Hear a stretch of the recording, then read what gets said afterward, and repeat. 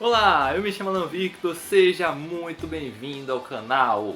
E nesse feriadão, nesse clima de festa, de descanso, nós vamos falar sobre mais uma data festiva no nosso territóriozinho. E nessa data tão importante para os baianos na história da Bahia, que é o 2 de julho, nós estamos gravando esse vídeo especialmente para contar a história desse feriado local. Eu já vou dizendo para você, se você gosta de história, gosta de ação mesmo, coisa cheia de adrenalina, de guerra, de morte, a parada toda acontecendo e a treta se desenrolando, então espera, fica até o final desse vídeo, porque essa história é muito boa, é muito emocionante, cara. Acontece um monte de coisa, vai se desenrolando. Mas eu gostaria de pedir antes disso pra vocês que você se inscreve aí no canal se ainda não é inscrito. Também não deixa de dar o like nesse vídeo.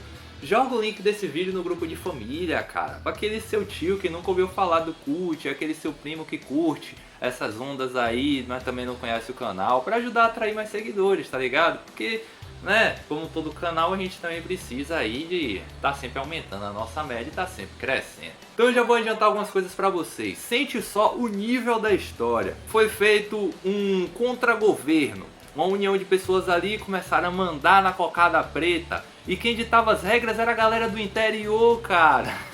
Porque a capital tava cercada, o bicho tava pegando em Salvador.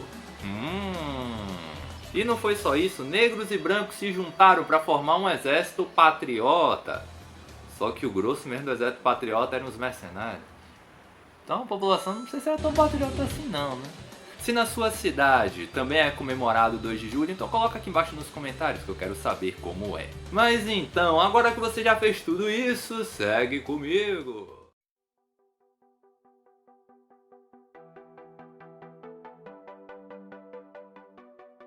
Hoje em dia as pessoas comemoram o 2 de julho com um cortejo, né? É feita uma passeata, a galera lembra de personalidades históricas importantes nessa data, como Maria Quitéria, como Joana d'Arc e muitos outros aí, né?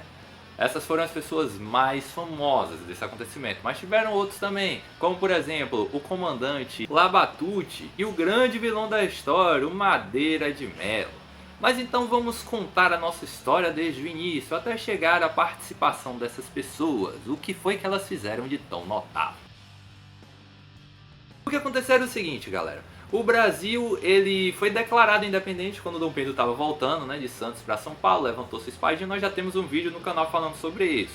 Se você perdeu, eu vou deixar um card aqui em cima. No final do vídeo eu vou deixar toda a playlist contando a história nacional. Mas então vamos continuar aqui. Aí o Brasil foi independente em 1822, só que até 1823 ainda haviam ocupações de tropas portuguesas em algumas capitanias daqui do Brasil. Entre elas Recife, Salvador, Rio de Janeiro, Pernambuco, entre outras. Aí a galerinha, ela não estava nada satisfeita, porque o Rio de Janeiro era a capital na época e estava recebendo muita coisa, coisas a mais, estava sendo gulosa. E aí, então, iniciou-se o espírito revoltoso.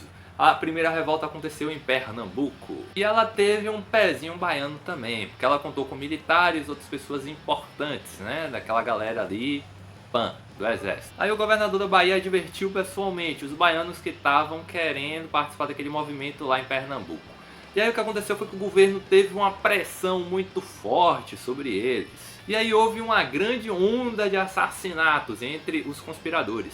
Daí os baianos desanimaram, e aí tiraram o pé da reta, e lá o negócio também não deu muito certo. Mandaram aqueles revoltosos para a Bahia, onde eles foram fuzilados, a grande maioria, no Campo da Pólvora. E outros foram presos em uma prisão aí da época que tinham baianos famosos presos também. Isso tudo aconteceu em 1817. Aí alguns anos se passaram. Em 1821 aconteceu uma coisa.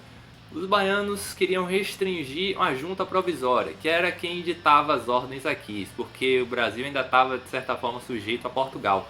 E aí eles criaram, né, o seu grupo à parte, como eu falei no começo desse vídeo. Estava lá no interior, em Cachoeira.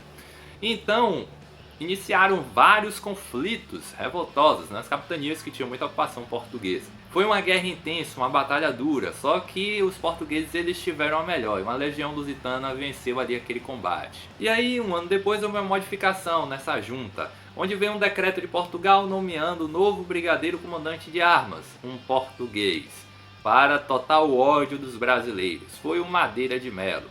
E aí ele sabia que a galera estava descontente com tudo aquilo, porque aquela ordem tinha que ser aprovada na Câmara, e não foi. E aí o que foi que o Madeira fez? Chegou madeirando, cara.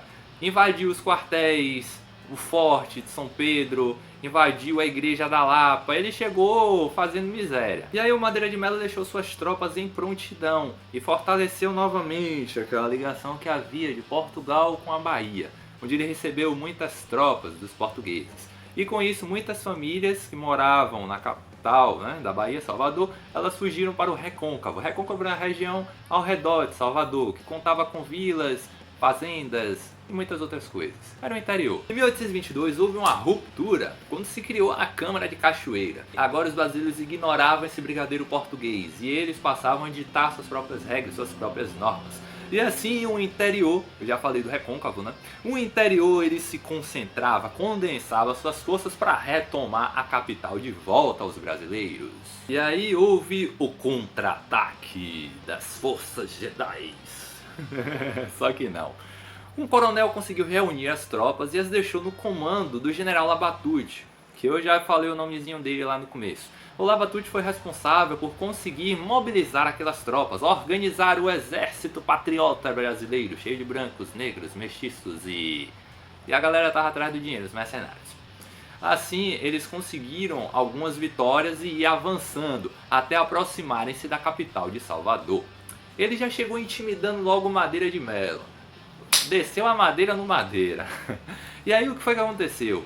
O português ele pediu desesperado reforço de Portugal e chegaram mais tropas para ele. E ele tinha um plano brilhante de destruir a lua. Só que não. O plano dele era de fechar o cerco ao redor de Salvador através da ilha de Taparica e da Barra do Paraguaçu. E era um plano que preocupava bastante os brasileiros, porque se desse certo não haveria chance para a galera que estava se revoltando.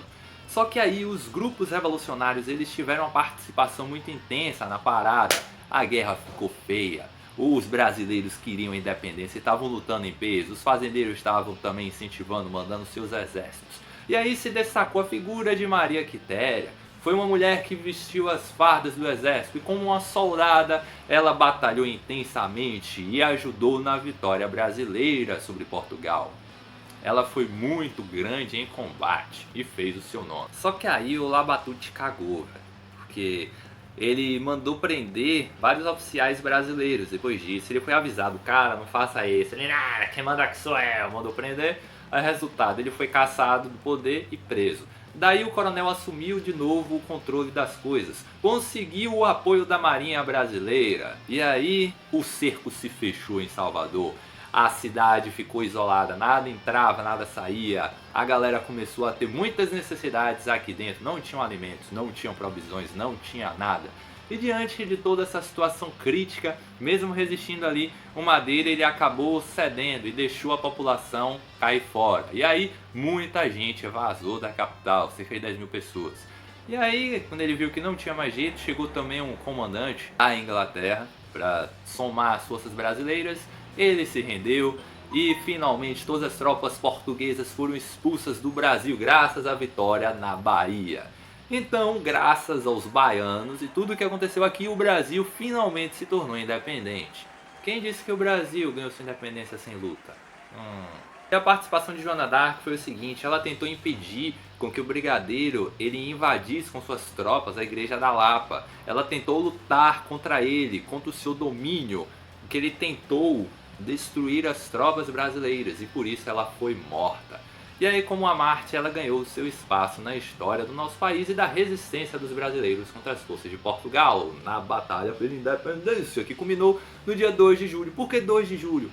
Só porque é o dia do meio do ano certinho. Se rachar o ano aí, dá a quantidade de dias certinho antes e depois de 2 de julho, não é um lance astrológico dessas frescuras aí. Mas porque no dia 2 de julho foi quando as tropas brasileiras finalmente entraram em Salvador vitoriosas, quando Portugal caiu e teve que vazar com o rabinho entre as pernas. Então é isso, galera.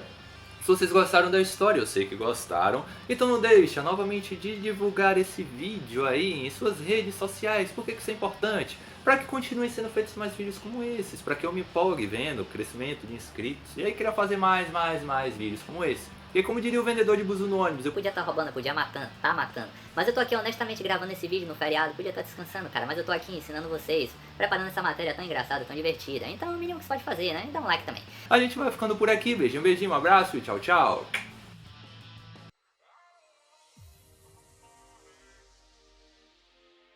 Toda a playlist... Oh, celular ordinário. Em 1822 houve